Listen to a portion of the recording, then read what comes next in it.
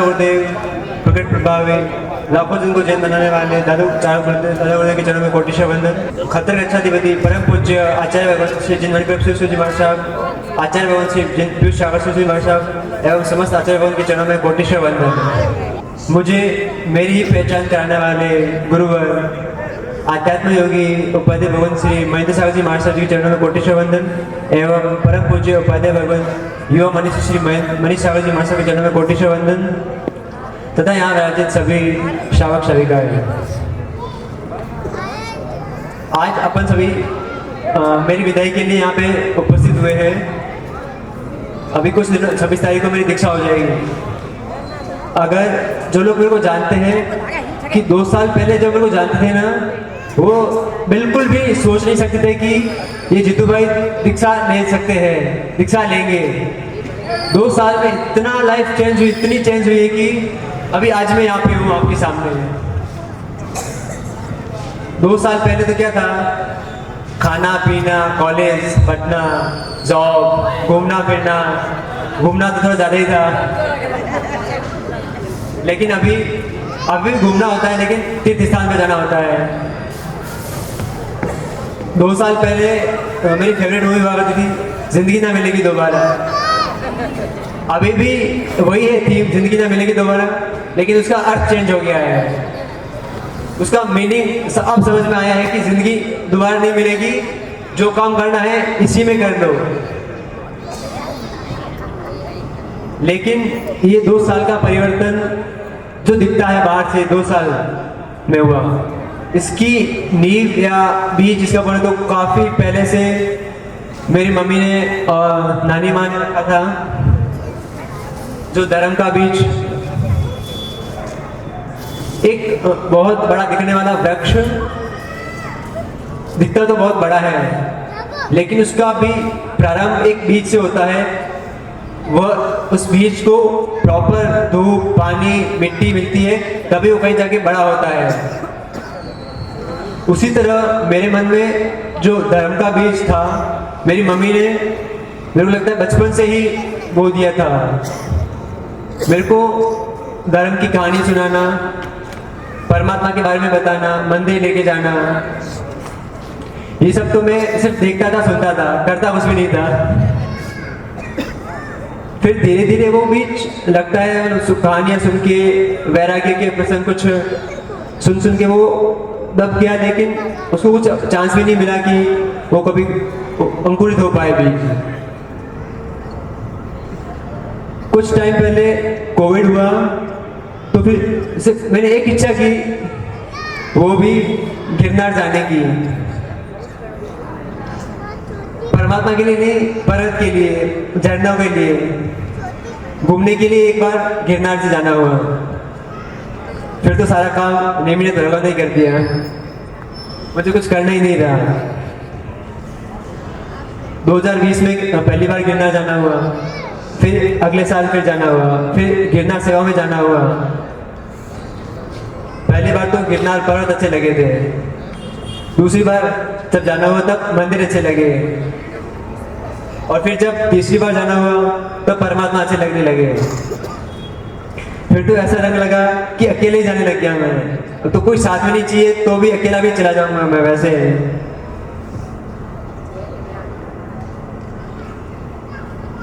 जब परमात्मा को जाना, परमात्मा तत्व समझ में आया, गुरु परमात्मा क्या है, उनका मार्ग क्या है,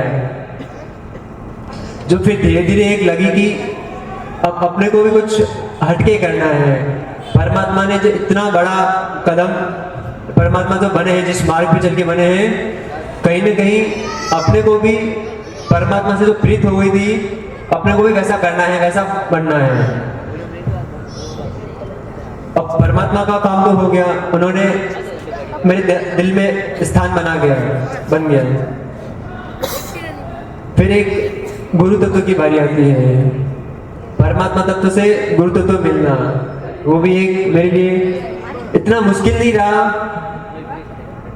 जैसे धीरे धीरे परमात्मा के पास जाना हुआ, तो ऐसे मित्र मिल गए, ऐसा सहयोग मिल गया कि गुरु भगवान का मिलना आसान हो गया। 2023 में जब मैं जोधपुर में था हॉस्टल में, तो हम एक मित्र थे राहुल जैन, जिनके साथ काफ़ी बार बिहार में जाना, हमारा सबकी सेवा में व्यावच करने के लिए जाना कंटिन्यू होता रहा धीरे धीरे। और उनके बाद तो फिर अब जहाँ पे भी महाराज साहब जी है, जो भी महाराज साहब जी जानते हो नहीं जानते हो, जाके दर्शन करके आना वो एक आदत हो गई थी मुझसे। अब एक संकोच वो भी खत्म हो गया था कि अब कुछ संकोच नहीं लगता है कि पर महाराज साहब है, क्या सोचेंगे क्या बोलेंगे, बस जाना है दर्शन करने हैं। फिर 2023 में उपदान करने का मौका मिला, एक उपदान भी हो गया पूरा। उसी के साथ साथ बाड़मेर में चतुर्मास था परम पूज्य श्री विराट सागर जी महाराज साहब जी का। जब मैं जोधपुर में था उसी समय, फिर वहां से जब बाड़मेर आता था तो महाराज साहब जी के पास आता था दर्शन के लिए। उनका स्वाध्याय भी सुना, उनको जितना भी सुनने का मौका मिला ना, उनको सुन के ऐसा लगा कि जो मेरे को चाहिए है, जो आत्मा की समझ उनमें, आत्मा का ज्ञान, आत्मा का स्वाध्याय, आत्मा की पहचान जो उन्होंने दी, एक रुचि आ गई आत्मा के प्रति,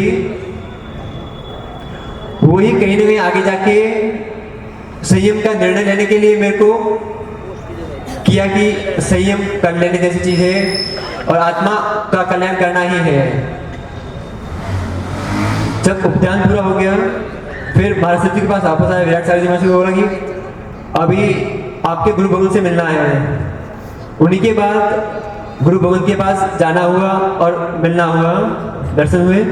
फिर 1 महीने का बिहार में था गुरु भगवान के साथ। बिहार में भी काफ़ी चीज़ें समझ में आई, काफ़ी अपना बारे में जानने को मिला कि क्या सच्चाई है क्या नहीं है, क्या करना चाहिए क्या नहीं करना चाहिए, जीवन का लक्ष्य क्या होना चाहिए। तो 1 महीने में तो काफी मोटा मोटी लक्ष्य भी बन गया था कि अब संयम लेना ही है। लेकिन फिर जब पहुंचे रायपुर में केवल धाम तीर्थ, तो वहां से 10 दिन बाद रहना हुआ। फिर पापा आए और बोले कि अभी चलो, हो गया बहुत ज़्यादा ही हो गया है बिहार, और अभी वापस घर पे चलो। फिर घर पे आना हुआ और 1 महीने का बोल के आया था महाराज साहब जी को, 1 महीने के बाद वापस आऊँगा, लेकिन एक ही जगह 2 महीने हो गए। फिर वापस आना हुआ गुरु भगवान के पास, फिर कंटिन्यू रहना हुआ 4-5 महीने तक। फिर धीरे धीरे जब स्वाध्याय होता है, ज्ञान थोड़ा सा समझ में आता है, जिनवाणी समझ में आती है, सुनने को मिलती है जिनवाणी, तो अपने को एक लक्ष्य मिलता है जीवन का, परमात्मा तक पहुंचने का मार्ग मिलता है। तो वही स्वाध्याय गुरु भगवान का आशीर्वाद इतना रहा, उसी के बल पे निर्णय मेरा तो हो गया था उसी समय। फिर 4 महीने बाद वापस घर पे जाना हुआ। उस समय तो बोल भी दिया था कि घर वालों को कि अभी दीक्षा ही लेनी है मेरे को, और वही लेनी है गुरु भगवान के पास। लेकिन इस समय के साथ भी घर वालों ने मना नहीं किया कि अभी नहीं जाना, जॉब करो वापस। उन्होंने परमिशन दी, आप जाओ भले पढ़ो, लेकिन अभी दीक्षा की कोई हाँ नहीं है, जाओ पढ़ो, जो करना है आपको वहाँ पे स्वाध्याय करो, दीक्षा का अभी तो बिल्कुल भी हाँ नहीं है। फिर वापस 1 महीने बाद घर पे हुआ, 1 महीने बाद वापस जाना हुआ। मेरा तो मन लगी गया था वहीं पे ही, घर पे आने की भी इच्छा नहीं होती थी। गुरु भगवान का ऐसा आशीर्वाद रहा, जब चीजें समझ में आती है तो और भी आसान हो जाता है इस मार्ग पे चलना। जब तक समझ नहीं होती है कि चारित्र क्यों लेना, इसमें क्या आएगा, दुख आएगा, क्या सुख है इसमें, तब तक तो अपने को डर लगता है कि हाँ ना करना नहीं करना। लेकिन गुरु भगवान का ऐसा रहा कि अब उनका आशीर्वाद रहा, अब फिर अंदर से अपने आप हिम्मत आ जाती है। फिर दीपावली को जब आया, उस समय तो बात हो गई पूरी की अभी दीक्षा होने वाली है केवल धाम में, वहाँ तो उनके साथ मेरे को अभी लेनी है। और उसी समय गुरु भगवान ने भी बोल दिया था कि उनकी तरफ से भी हाँ हो गई थी, लेकिन घर वालों ने अभी तो बिल्कुल भी, पूरा ही मन था उनका कि इस बार तो नहीं देनी है, बाद में जब भी होगा तब देखेंगे। फिर दीपावली के बाद वापस उधर आना हुआ, फिर बातें हुई वापस घर पे कि भाई एक ही दीक्षा दीक्षा दीक्षा दीक्षा। लेकिन घर वाला हाँ ना हाँ ना ना ना ना ज़्यादा था, हाँ कम था, ऐसा चलता रहा। फिर आखिर जाके जब मेरे कर्मों का बंधन टूटा, 31 तारीख को मम्मी ने भी बोल दिया अभी तेरे को दीक्षा ही लेनी है तो ले ले। पापा की हाँ ही थी। और फिर भाइयों को भी मनाना हुई। 31 तारीख के दिसंबर को हो गया था और 26 जनवरी को मेरा दीक्षा का मुहूर्त निकल गया है। इन सबके साथ जो धर्म के संस्कार जोड़ने का काम किया मेरे घर वालों ने, उनका खूब खूब आभार रहेगा जीवन भर। अगर उनके संस्कार नहीं होते धर्म के तो मैं नहीं हो पाता यहाँ पे। मेरे को सब कुछ मिल जाता है, परमात्मा मिल जाता है, गुरु भगवान मिल जाते हैं। अगर वो बचपन से धर्म की अगर रुचि भी नहीं होती ना तो भी मेरा काम नहीं होता। उन्हीं के साथ साथ ननिहाल में नानी माँ का खूब सपोर्ट रहा। हर बार बोलेगी, मम्मी को बोलते कि मतलब अगर इसको दीक्षा लेनी है तो तू भले देना, इसको मना मत करना, इसको मना मत करना। वो खुद खूब ध्यान कर तपस्या करते हैं। उनका एक पोता भी दीक्षित है, अब एक बेटा भी दीक्षित होने वाला है। ये उनके लिए गर्व की बात है, साथ साथ मेरे लिए भी एक गर्व की बात है। मुझे ऐसे कुल में जन्म होने का अवसर मिला। साथ साथ में मेरे घर वालों का आशीर्वाद तो है ही, उन्हीं के साथ मेरे भाई, दोनों भाइयों का खूब सपोर्ट रहा बचपन से। किसी भी चीज में कोई भी कमी नहीं। मेरे को उनको बोलना पड़ता था कि इस चीज की आवश्यकता नहीं है, मेरे को बिना बोले हुए सारी आवश्यकताएं पूरी हो जाती थी। उनको भी अब ये मेरे को नहीं चाहिए ऐसा बोलना पड़ता था, अब रोक दो हो गया बस। अगर मेरी दीक्षा पे सबसे ज्यादा भावुक होंगे तो मेरा छोटा भाई है। वो नहीं बोलेगा इतना ज्यादा, लेकिन मेरे को पता है अंदर से वो क्या फील कर रहा है। इन्हीं के साथ हम मेरे बाकी रिश्तेदार, चाचा चाची, ताऊ जी ताई जी, मामा मामी, मासा मासू जी, बुआ फूफा जी, इन सबका खूब खूब आशीर्वाद रहा है, सपोर्ट रहा है धर्म क्षेत्र में आगे बढ़ने के लिए। कभी भी रोकना नहीं, टोकना नहीं, आप आगे बढ़ो बढ़ो बढ़ते जाओ, यही आशीर्वाद रहा है उनका हमेशा। जैसे एक बच्चे को जो चीज चाहिए होती है, अगर एक ड्रेस भी चाहिए होती है तो उसके माता पिता क्या बोलते हैं, इसको जो भी बेस्ट है, शॉप है जो भी बेस्ट है वो चीज इसको दो। उसी तरह मेरे माता पिता ने भी इस रंगीन कपड़ों से भी एक बेहतर श्वेत वस्त्र मुनिराज के वो मुझे देने का प्रदान किया है। जैसे एक बहुत सालों से अंधेरा कमरा है, अगर उसको उजाला करना रहेगा तो कितना समय रहेगा, कितना समय लगेगा अपने को कि वह सालों से अंधेरे में है, उसको उजाला करने के लिए अपने को कितना टाइम लगेगा? एक समय लगेगा, ज्यादा समय उसको भी नहीं लगेगा। उसी तरह जब जिनवाणी सुनी और गुरु भगवान का सानिध्य रहा तो वैराग्य उसका टाइम ज्यादा नहीं होता है, वैराग्य बहुत कम क्षण में वो आ जाता है। मेरी लाइफ में ऐसा नहीं रहा कि मतलब मेरे को पहले से ही धर्म था, करता था। 2 साल में और विशेषकर पिछले 1 साल में तो वो चेंज आया है पूरा ही।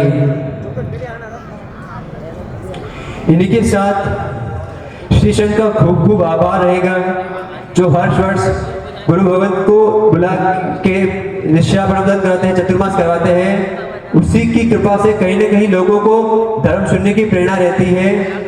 और आज बाड़मेर से तीसरी दीक्षा होने वाली है जेंट्स में 1-1.5 साल के अंतराल में, और अभी एक चौथी फिक्स हो चुकी है जेंट्स की, और लड़कियों की तो गिनती ही नहीं है। खूब खूब आभार आप सभी का। और अगर मेरे इस छोटे से समय में मैंने किसी का भी दुखाया हो, मम्मी का, पापा का, भाई का, बहन का और सभी रिश्तेदारों का, तो उन सब के लिए मैं मिच्छामि दुक्कडम मांगता हूँ। और आप सभी के, अगर मैंने कभी भी जीवन में आपको किसी भी बात के लिए, मेरी बात के लिए आपको बुरा लगा हो, उन सभी के लिए मैं भिक्षा में दुग्न मांगता हूँ। अभी 26 तारीख को मेरी दीक्षा होनी है केवल धाम तीर्थ कुमारी में। मुझे आप सबके आशीर्वाद की बहुत जरूरत है। मेरा ये मार्ग प्रभु की आज्ञा के अनुसार, गुरु की आज्ञा के अनुसार बने। आप सब पधारिए, मुझे आशीर्वाद दीजिए इन्हीं शुभ भावों के साथ।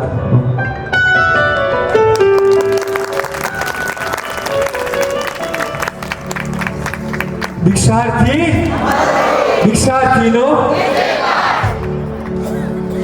यहाँ से